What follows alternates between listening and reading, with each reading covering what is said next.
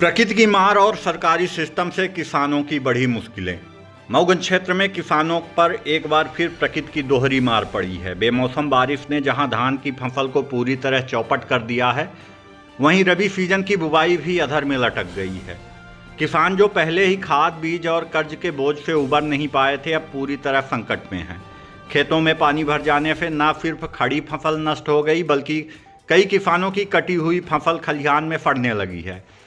ऐसे में किसानों के सामने अब रोजी रोटी का संकट खड़ा हो गया है। सरकार ने राजस्व विभाग को सर्वे के आदेश तो दे दिए हैं, मगर जमीनी हकीकत कुछ और ही बयां करती है। किसानों का आरोप है कि पटवारी केवल कागजी और औपचारिकता निभा रहे हैं, खेतों में पहुंचने के बजाय किसी परिचित व्यक्ति के घर में बैठकर सर्वे कर रहे हैं। ग्राम पंचायत धर्मपुरा उचेहरा के किसान कांग्रेस जिला अध्यक्ष अरुण कुमार पटेल ने दर्जनों किसानों के साथ प्रशासन के इस रवैये का विरोध करते हुए कहा कि धान की फसलें खेत में सड़ रही हैं और सर्वे कागजों में चल रहा है। किसान की मेहनत मिट्टी में मिल गई है, लेकिन मुआवजे की उम्मीद पर भी राजनीति की परत चढ़ी हुई है। हमारी मांग है कि प्रशासन मौके पर आकर वास्तविक नुकसान का सर्वे करे और मुआवजा तत्काल दिलाए। दर्जनों किसानों ने खेत में इकट्ठा होकर अपनी आपबीती सुनाई और कहा कि अब सिर्फ सरकारी घोषणा नहीं, बल्कि वास्तविक राहत की जरूरत है। प्रशासन और राजस्व अमले के लिए अब यह सबसे बड़ी चुनौती है कि वो किसानों की उम्मीदों पर कितना खरे उतरते हैं। क्या नाम है आपका? उमाकांत पटेल, किसान मोर्चा जिला अध्यक्ष। मतलब किस पार्टी से? कांग्रेस पार्टी से। जी हाँ, किसान कांग्रेस। क्या समस्या है?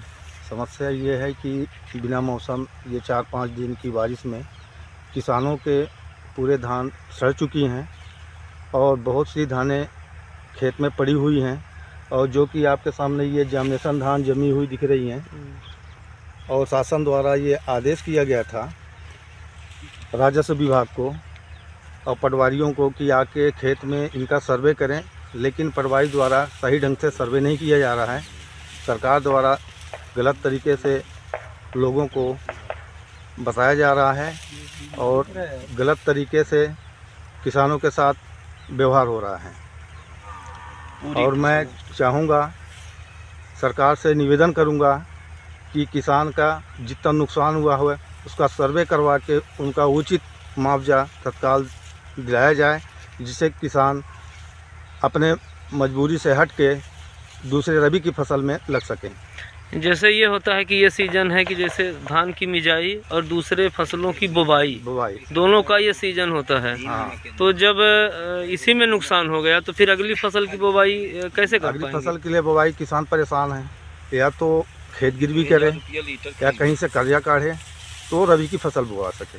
और जिसे सरकार कह रही है कि पटवारी जाएंगे और मुआवजा के लिए वहाँ सर्वे करेंगे, फिर मुआवजा वितरित होगा। कोई आए पटवारी? यहाँ पटवारी आए थे, मेरे सुनने में आया है, लेकिन कोई ढंग से सर्वे किए नहीं। ना किसान को किसी को कोई सही जानकारी मिली है।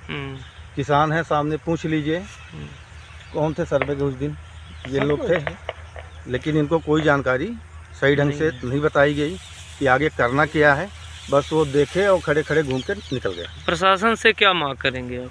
प्रशासन से यही मांग करें कि जो उनका उचित नुकसान हुआ है, नुकसानी दी जाए और साथ में जो है तो हमें आएंगे। हाँ, उचित इनका जो नुकसान हुआ है, धान तो मेरे ख्याल से लगभग पूरी नुकसान हो चुकी हैं। बहुत सी धानें सड़ चुकी हैं और जो धानें बची हैं वो जामनेशन में हैं, जम गई हैं। तो ज़्यादातर खेत में नुकसान हुआ है कि खलिहान में या खड़ी फसल में? ज़्यादातर खेत में नुकसान हुआ है। कटी धान, जो धान कट गई थी। क्या चाचा जी पटवारी आए थे क्या? पटवारी बताते हैं लोग के आए थे, मगर हम देखे नहीं है। और वो कहीं बाहर से घूम घाम करके अपना बोल रहे थे लोग कि चले गए हैं। पर ये जो धान की स्थिति है उन्होंने नहीं लिया और बस दूर से देख करके और बोल रहे थे। कुछ लोग बोल रहे थे कि ये कुछ आकलन के हम 10% 15% नुकसान हुई है, जबकि आपके सामने ये 100% नुकसानी है। तो हमारा निवेदन है कि शासन से कि पूर्ण रूप से हम लोगों को मुआवजा दिया जाए, ताकि आगे की बुवाई हम लोग कर सके। हम लोगों का जो कर्ज लिए हैं वो कर्ज माफ़ किया जाए। ये बताइए कि जैसे 1 एकड़ की ज़मीन है जी और उसमें पूरी तरह से यदि धान को आपने काट दिया है जी। तो कितना % उसमें नुकसान हुआ? उसमें नुकसान हो गया है 80%। 80% नुकसान है उसमें। तो धान जम गई है। हाँ, पूरी जम गई है। अच्छा, जैसे आप बता रहे हैं तो किसानी के अलावा भी और कुछ आपके पास रोजगार नहीं, कोई साधन है? रोजगार नहीं, किसानी के अलावा कोई रोजगार नहीं। किसान सिर्फ खेती पर निर्भर है और किसान को अगर उचित मुआवजा और इसकी नुकसानी नहीं मिलेगी, किसान परेशान हो जाएगा।